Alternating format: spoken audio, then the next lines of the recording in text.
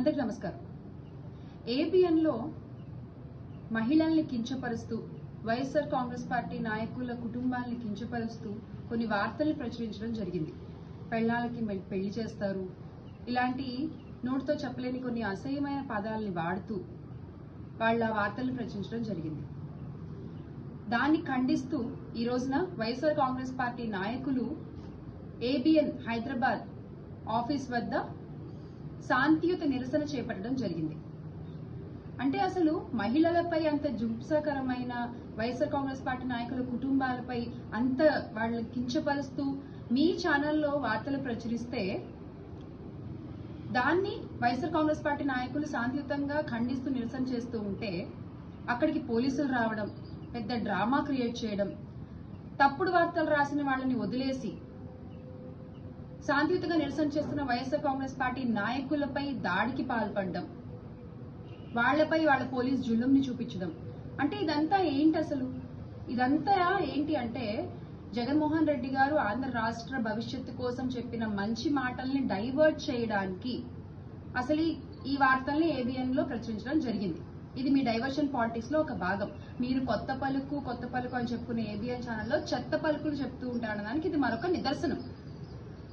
దాన్ని ఖండిస్తూ ఈరోజు వైఎస్ఆర్ కాంగ్రెస్ పార్టీ నాయకులు, ఎమ్మెల్సీలు అందరూ అక్కడికి వచ్చి శాంతియుతంగా నిరసన తెలియజేస్తుంటే పోలీసులు వాళ్ళని చొక్కాలు పట్టుకుని, గొంతులు పట్టుకుని లాక్కెళ్తున్నారు. ఇది ఎంతవరకు న్యాయం? అంటే మీరు దీనివల్ల ఏం చెప్పాలనుకుంటున్నారు?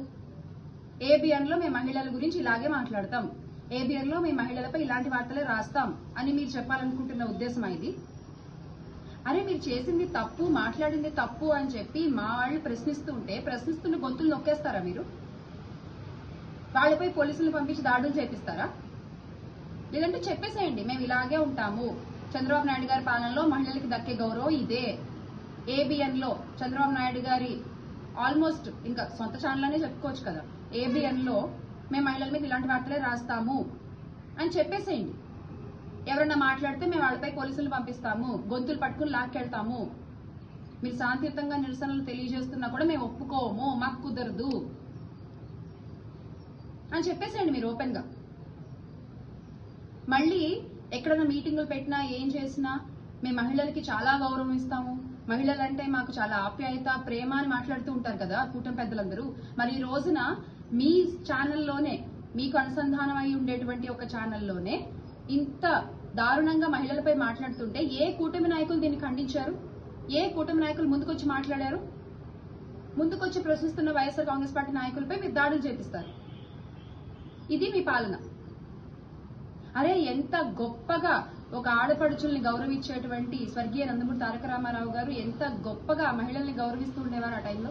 ఎంత ఆయన స్పీచ్ మొదలు పెడితేనే నా అక్క చెల్లెమ్మలకి, ఆడపడుచులకని మాట్లాడేవారు ఆయన. అలాంటి ఒక పార్టీని మీరు ఈరోజు కైవసం చేసుకుని వెన్నుపోటుతో మీరు ఈరోజు మహిళలకు ఇస్తున్న గౌరవం ఇది రాష్ట్రంలో. ఇది నిజంగా కరెక్టేనా?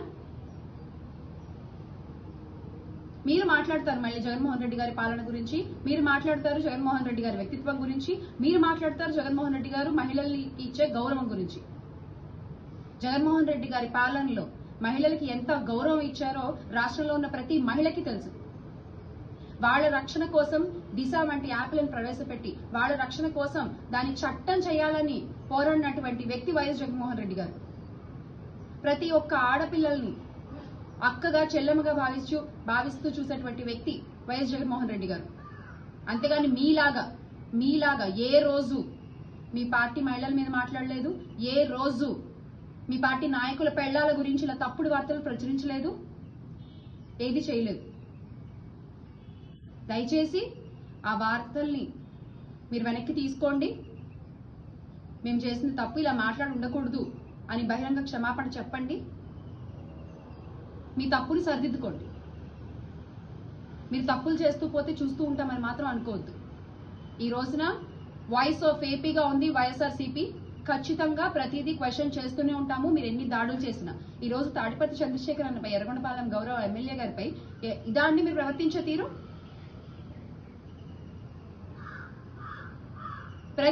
ప్రతిదీ ప్రజలు చూస్తూనే ఉన్నారు. దానికి సరైన సమాధానం మీకు త్వరలో చెప్తారు.